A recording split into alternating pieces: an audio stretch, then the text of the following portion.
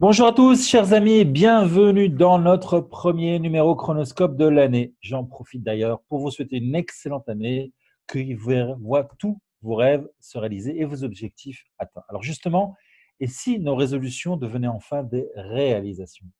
Pour atteindre nos objectifs et non plus attendre nos objectifs, il n'y a pas 15 000 méthodes. Il faut planifier. Et c'est donc tout à fait naturel que notre numéro de chronoscope de janvier soit consacré à cette étape importante dans le cycle de réalisation de nos objectifs. Pour en parler, j'ai choisi de recevoir un spécialiste que nous avons eu l'occasion de découvrir sur cette même chaîne il y a quelques mois, François Lavallée. François Lavallée, bonjour. Bonjour.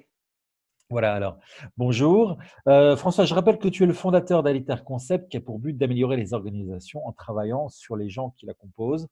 Tu as à ton actif plus de 15 livres et e-books, plus de 600 articles de blog ainsi que 8 sites de formation en ligne. Tu as participé comme conférencier à de nombreux congrès au Canada et aux États-Unis. Et tu dis souvent qu'on ne gère pas son temps mais ses priorités. Et c'est de cela que l'on va parler aujourd'hui. Alors, pourquoi, commençons tout de suite, pourquoi est-ce important de planifier, François? J'aime répondre aux questions en posant d'autres questions. En fait, c'est la méthode socratique. Je confonds avec Platon à l'occasion, mais c'est Socrate. C'est vraiment Socrate qui posait des questions. Alors, je te repose la question, David. Selon toi, quel pourcentage de gens planifient? Alors là, tu me prends un petit peu comme ça, je sais pas, je dirais pas beaucoup, donc je dirais une dizaine de pourcents. En fait, c'est 10,3 %. Non, c'est pas vrai. En fait, il semblerait, selon les études qui ont été réalisées par des chercheurs américains, c'est 3 % des gens qui planifient seulement. 3%. Wow. 3 Ben, et là, c'est cette proportion-là de gens qui va récolter le gros pourcentage du pactole, c'est-à-dire les 3 vont aller chercher la grande majorité de tous les trésors de performance qu'il pourrait y avoir autour d'eux, alors que tous les autres sont laissés dans leur misère finalement, faute de planification. Alors, c'est assez étonnant quand même. ouais, c'est très étonnant parce que ça paraît un petit peu intuitif de vouloir un peu planifier comme ça paraît étonnant que finalement ce soit pas quelque chose qui soit fait presque en systématique. Non, c'est ça. Alors, la deuxième question qui est importante, c'est est-ce que vous voulez faire partie des 3 ? Voilà, exactement. Et la plupart des gens vont dire oui, mais moi, planifier, ça m'embête, ça me limite, c'est trop rigide, ça ne me permet pas d'improviser avec la vie qui est autour de moi. Sauf que je vais maintenant utiliser une citation du général Eisenhower, qui est devenu président des États-Unis. C'est important de le spécifier, il n'est pas bête du tout, ce monsieur-là. Alors lui, ce qu'il disait comme général, c'est le plan, c'est de la foutaise, c'est inutile, mais l'action de planifier, ça, c'est essentiel. Ouais, c'est une bonne phrase. Mais je crois qu'en fait, au-delà du gag, il y a vraiment quelque chose de très sérieux là-dedans. C'est-à-dire que ce qui est important, c'est de planifier, c'est de se mettre dans l'action de planifier. Parce que ça veut dire qu'on prend une responsabilité finalement sur ce que l'on va faire.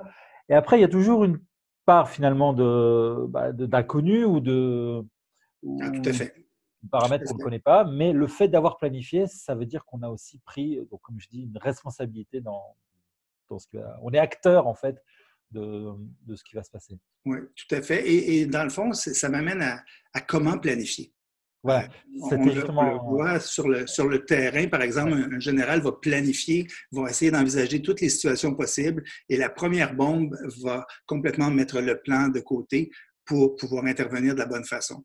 c'est Alors, ça. comment on planifie? Ben, moi, je dis qu'il y a seulement 3 étapes pour planifier. La première, c'est d'abord de réfléchir. La deuxième, c'est de réfléchir. Et la troisième, dans le doute, reprendre à l'étape 1. François, tu sais pourquoi je t'ai invité? Parce que j'adore la façon dont tu réponds aux questions. Ouais, c'est pas très orthodoxe, mais c'est très sérieux. Moi, je pense que ce qui manque beaucoup dans ces trucs-là de gestion de temps et de priorité, c'est la réflexion. Les gens pensent qu'on peut tout simplement appliquer une recette sans réfléchir. Et moi, je dis réfléchissez d'abord, utilisez les bons outils par la suite. Mais c'est la réflexion qui va faire toute la différence. Si on ne peut pas essayer d'envisager le futur ou les futurs possibles, ben quand ces futurs-là vont arriver, on n'aura aucune idée de ce qui aurait pu arriver. Et puis cette action-là, c'est là que j'aime la citation du général Eisenhower, c'est vraiment de dire qu'est-ce que je crois qui va m'arriver aujourd'hui? Qu'est-ce qui est important pour moi? Qu'est-ce que je dois accomplir aujourd'hui pour répondre à ça, à ceci qui est important pour moi? Mais si on ne le planifie pas d'avance, et puis qu'on se laisse aller au fil de la journée, mais c'est les coups de téléphone, les courriels, les interruptions qui vont prendre le dessus. et non pas ce que nous pensions qui était important. Alors, à la base, c'est réfléchir, réfléchir et réfléchir. C'est ça, c'est aussi très lié avec effectivement les priorités, parce que si on a planifié, si on sait aujourd'hui, quand je me lève, les tâches que je vais faire aujourd'hui, du coup, je saurai si la tâche qu'on vient de me donner maintenant en plus, si c'est en alignement avec mes priorités, si ça va servir mon objectif d'aujourd'hui ou pas, et donc pouvoir gérer les priorités. Alors là, on parle évidemment aux objectifs quotidiens, mais les objectifs quotidiens, ce ne sont finalement que des miettes des objectifs, et c'est un peu le sujet de ce chronoscope, des objectifs de l'année, parce que tous les ans, on retire un trait, on met le plan et on revoit le plan. Oui, mais en fait, les résolutions du Nouvel An, souvent, ce sont des prétextes pour s'encourager à dire oui, je vais avancer, mais souvent, ces résolutions-là tombent quelques jours, voire quelques semaines plus tard. Alors, c'est important, encore une fois, de réfléchir à qu'est-ce qui est vraiment important et pas le faire pour les autres, mais le faire pour nous. Ouais. Alors, je ne parlais pas, moi, de résolution, je parlais vraiment plutôt de réalisation, de réfléchir à ses objectifs de l'année. Son plan, parce que c'est une date calendaire qui est pas mal, le 1er janvier, le mois de janvier, on va dire, un mois, pour songer, voilà, mon année, qu'est-ce que ça va être sur les différents… Peut-être que là, on a un vocabulaire qui est différent. Là, on a quand même un océan entre nous.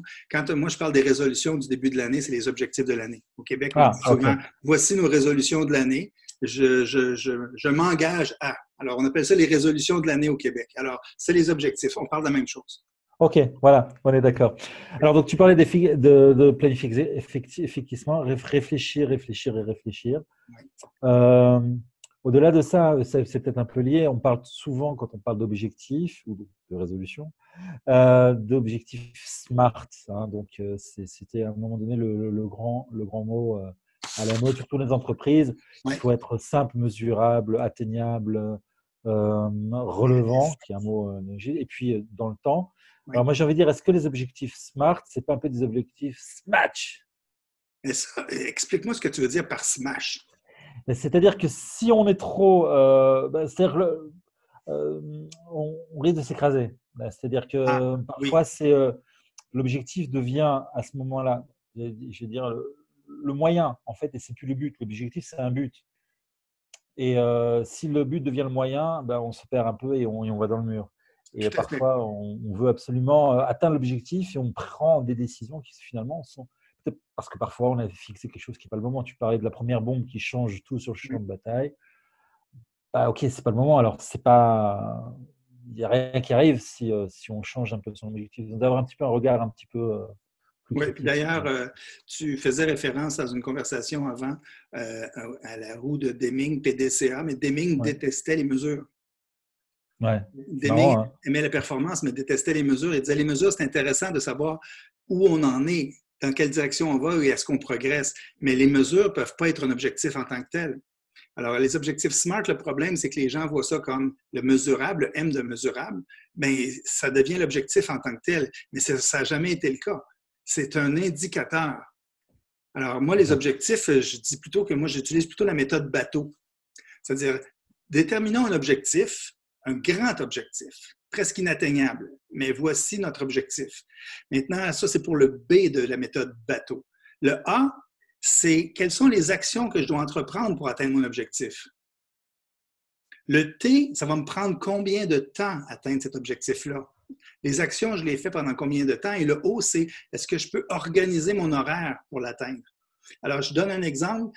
Un de mes collègues qui faisait le triathlon, alors c'est un athlète, ce qui n'est pas mon cas du tout. Alors, lui, son but, c'était de faire le Ironman, qui est une épreuve extraordinaire à Hawaï, qui est excessivement difficile à atteindre et à réussir.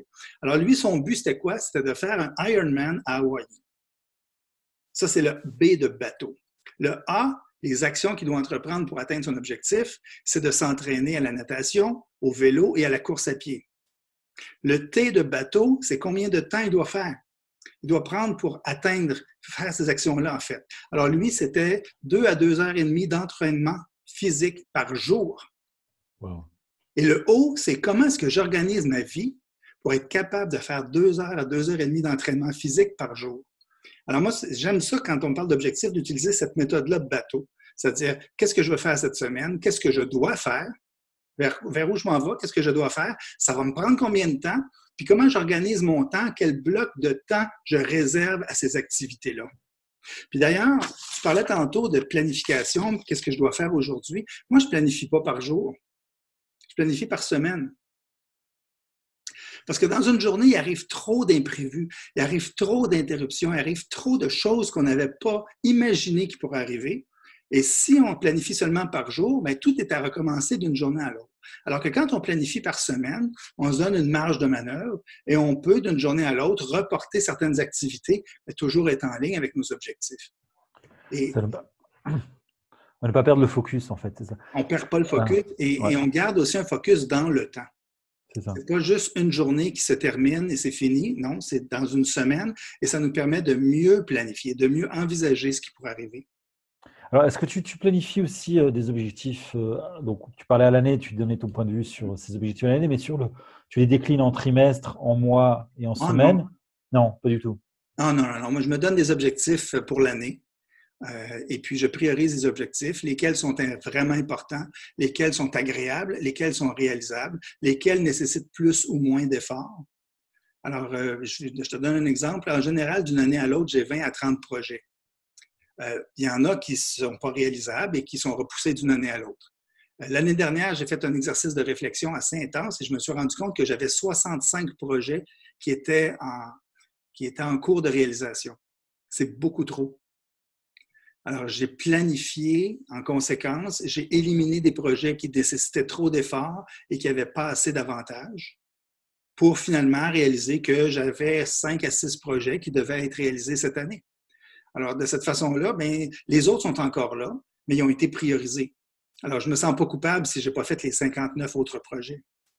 C'est ça, à la limite, tu reportes d'une année à l'autre, mais encore une fois, ce qui est important, ce qu'on comprend bien, c'est de ne pas perdre le focus. C'est-à-dire, si ces objectifs un jour ont été mis sur la table, c'est qu'ils ont été considérés comme étant importants et que donc, ils vont être faits à un moment donné ou à l'autre. Il y a aussi j'imagine que tu fais aussi une réflexion sur la pertinence de tes objectifs parce que peut-être que ce que tu jugeais pertinent il y a 5 ans, aujourd'hui, ça ne l'est plus. Et donc, exact. Puis peut-être tu fais référence aussi à une réflexion annuelle. Et souvent, la réflexion se fait au début de l'année, mais ça peut se faire n'importe quand. Et d'ailleurs, mon dernier blog de début d'année qui a été publié le 9 janvier parle justement de ça. Je demande aux gens de faire une liste de 20 choses importantes pour eux. Tout simplement une liste. Puis ensuite, de se poser la question pour chacun des items sur cette liste-là, quel est le niveau d'importance de 1 à 3? 3, c'est très peu important. 1, c'est une priorité 1. Mais tout n'est pas une priorité 1, même dans une liste aussi petite que 20 items. Alors, la première question, c'est voici mes 20 items importants. La deuxième étape, c'est de dire, parmi ces items-là, lesquels sont plus ou moins importants? Ensuite, on se pose la question, parmi ces 20 choses importantes, quand je fais ces choses-là, quand j'accomplis ou quand je travaille sur ces choses-là, est-ce que je le fais vraiment bien ou je le fais à peu près? Alors, je donne un exemple souvent, par exemple, de dire qu'une chose importante pour moi, c'est la culture. Alors, je trouve ça important de faire des activités culturelles. Parfait, je donne une priorité 2. Ce n'est pas primordial, mais c'est important. Mais quand je fais une visite de musée, est-ce que je prends le temps de lire les étiquettes? Est-ce que je prends le temps de m'imprégner de tout ça? Ou au contraire, je le fais de façon nonchalante? Et la troisième question, c'est, d'accord, je trouve ça important, oui, je le fais de façon plus ou moins nonchalante, mais est-ce que je le fais souvent? Alors, la fréquence de cette chose importante-là. Alors, si par exemple, je dis que les activités culturelles sont importantes pour moi, puis cette année, c'est un de mes objectifs, mais je me rends compte en réfléchissant que je vais au musée à chaque semaine, mais je ne prends pas le temps de m'imprégner de la culture qui est autour de moi, bien là, ensuite, je me pose la question, est-ce que c'est vraiment important? Je le fais mal, je le fais fréquemment, mais finalement, ça ne donne rien. À l'inverse, il y a des choses qui sont particulièrement importantes, puis je fais cet exercice-là avec mes clients. Les gens me disent, je ne sais pas, la lecture est importante pour moi. Cette année, je m'engage à lire un livre par semaine. D'accord? C'est très important pour moi. Est-ce que tu le fais bien? Ah oui, moi, quand je lis, je suis complètement dans ma bulle. Excellent. Est-ce que tu le fais souvent? Et là, j'ai des clients qui sont devant moi qui se mettent à pleurer. Parce qu'ils disent que la lecture est importante. Ils disent que quand ils lisent, ils sont complètement dans leur activité et rien n'est important sauf cette activité-là. Mais quand on leur demande à quelle fréquence tu lis, Bien, il y a une cliente un jour qui m'a dit, ça fait 7 ans que je n'ai pas ouvert un livre. Alors, faire l'exercice à chaque année, voici ce qui est important pour moi. Est-ce que je le fais souvent? Est-ce que je le fais bien? Puis est-ce que vraiment j'accorde l'importance? Ça nous force à prendre conscience de ce qui est vraiment important. Puis ça nous force aussi à cesser d'être hypocrite envers nous-mêmes. C'est facile de se donner des objectifs à chaque année, de perdre du poids, de voir plus les amis, de faire plus attention à la famille. Mais la réalité, c'est quand on s'interroge sur la façon qu'on fait ces activités-là, ben, on doit prendre conscience de notre hypocrisie envers nous-mêmes. Dans certains cas, c'est facile de dire oui, c'est important. La réalité, c'est que oui, c'est important pour moi aller au gymnase 3 fois par semaine pour perdre du poids. La réalité, c'est pas, oui, je vais 3 fois par semaine, mais je passe 3/4 d'heure sur mon heure au gym à regarder les nanas qui circulent. Ben, je m'excuse. On n'est pas honnête. Alors, cet exercice-là, moi, j'invite les gens à le refaire à chaque année. Qu'est-ce qui est important? Est-ce que tu le fais bien? Est-ce que tu es sérieux là-dedans? Et à évaluer ses progrès quand il y a ces projets-là. Voilà, alors c'est un petit peu, on parlait tout à l'heure de la route d'Eming. Donc pour ceux qui nous regardent, qui ne connaissent pas la route d'Eming, il parlait de, donc c'est un des gourous et un des fondateurs de tout ce qui est l'assurance qualité, et donc l'amélioration continue. C'est plan, do, check, act, donc planifie, fait, vérifie et met des actions complémentaires. Et donc chaque année, en fait, il pourra arriver vers une boucle vertueuse d'amélioration continue. C'est ça. C'est ça. Ça, c'est le principe. Et finalement, ce que tu proposes, c'est de faire un Deming intelligent. C'est-à-dire, c'est ne pas être technique. C'est-à-dire ne pas faire quelque chose parce qu'on doit le faire, mais faire quelque chose pas parce que c'est important. Mais donc, si c'est important, ça veut dire qu'on va y mettre du cœur, on va y mettre du temps, on va se consacrer, ce que tu dis. Il n'y a pas de gestion de temps, il y a que des gestions de priorité. C'est-à-dire qu'on va mettre la priorité, on va être en pleine conscience quand on le fait. Oui. Et on va le faire régulièrement si c'est… Oui. Si c'est important, on le fait régulièrement. C'est quelque chose qu'on aime, on le fait régulièrement. Ouais, oui, puis moi, j'utilise la métaphore de la cuisine. Un chef amateur va acheter un livre de recettes, appliquer la recette à la lettre pour se rendre compte à la fin que l'image du livre de recettes et la réalité, ben, c'est un peu différent. Oui, c'est sûr. Alors, ça nous une ressemblance avec des recettes, des plats existants et ayant existé ne serait que pure coïncidence. Et l'autre chose, c'est qu'on fait une recette telle qu'elle est indiquée pour se rendre compte qu'à notre goût, il y a trop de sel, il n'y a pas assez de poivre, il y a trop de tomates, c'est trop acide, c'est trop sucré. Alors, quelqu'un qui cuisine pour manger seulement va appliquer la recette à la lettre, va être peu satisfait, mais va s'être nourri. Ça, c'est un chef amateur. Un chef professionnel va ouvrir le réfrigérateur, va prendre les ingrédients qui sont devant lui et va créer un chef-d'œuvre culinaire. Et ça va être bon. Et lui, il le fait par plaisir. Il le fait parce qu'il comprend chacun des ingrédients, l'interaction entre les ingrédients. Alors souvent, quand les gens veulent améliorer leur gestion du temps, ils vont utiliser des recettes, des trucs, des techniques, sans vraiment prendre plaisir à l'acte et sans vraiment comprendre pourquoi ils le font. Alors qu'à l'inverse, si on dépasse l'outil, puis aujourd'hui, l'outil, c'est le téléphone, c'est la tablette, c'est les logiciels de gestion de temps qui sont pleins de trucs qui sont hyper efficaces. Mais si on s'attarde seulement à l'outil, bien, ça devient mécanique. Et quand la gestion des priorités devient mécanique, il n'y a aucun plaisir à le faire. Ça devient juste une charge. Et c'est lourd, parce que toutes ces techniques-là, si on les applique à la lettre, sont excessivement lourdes. Alors moi, j'ai développé un planificateur pour des clients pour simplifier ce travail-là. Puis moi, je n'aime pas les choses compliquées. Alors, j'ai créé un planificateur qui est simple. Et au début du planificateur, les exercices que je te parlais précédemment, faire une liste des choses importantes, évaluer nos rôles dans la vie, repenser à notre mission dans la vie. À chaque année, il y a quelques pages de réflexion qui permettent à la personne de repartir l'année à neuf en se posant des bonnes questions, de planifier certains projets, de se fixer des objectifs, mais c'est jamais très rigide. Puis ensuite, on fait une planification par semaine avec la méthode bateau, en priorisant à chaque semaine ce qui est important. Voilà. C'est la première fois d'ailleurs qu'une méthode bateau marche. Ouais. Ouais, j'avais un autre acronyme pour les rames aussi, mais ça, je ne m'en souviens pas. C'est pas mal aussi, ouais. Première fois qu'en ramant, on fait quelque chose de… Mais la chose qui est importante aussi que je voulais mentionner, c'est la réflexion, la planification hebdomadaire. Moi, je ne préconise que 2 outils, un crayon et un papier.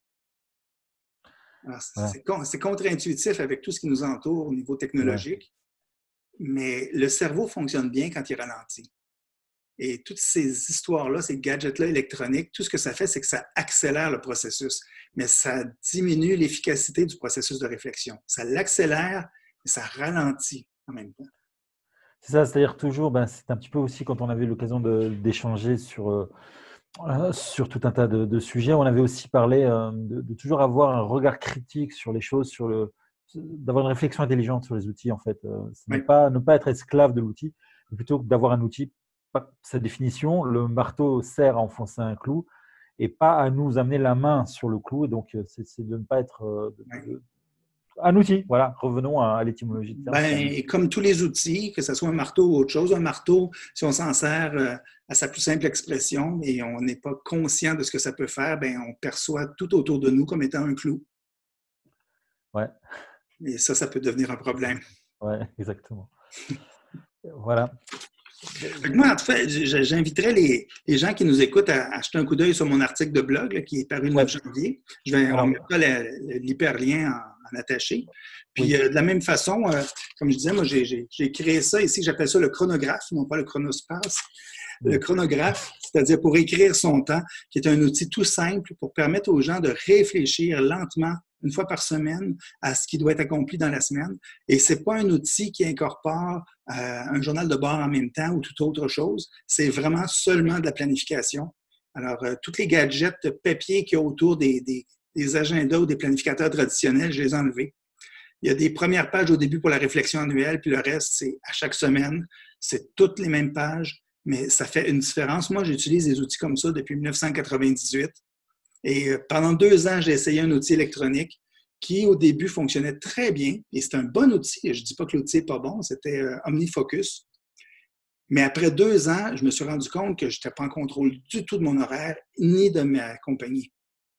Alors, je suis revenu au crayon et papier. Voilà. Je pense que c'est un petit peu le mot de la fin, hein, Oui, François. oui. C'est vraiment c'est des pépites que tu nous as livrées là. C'est vraiment des trucs.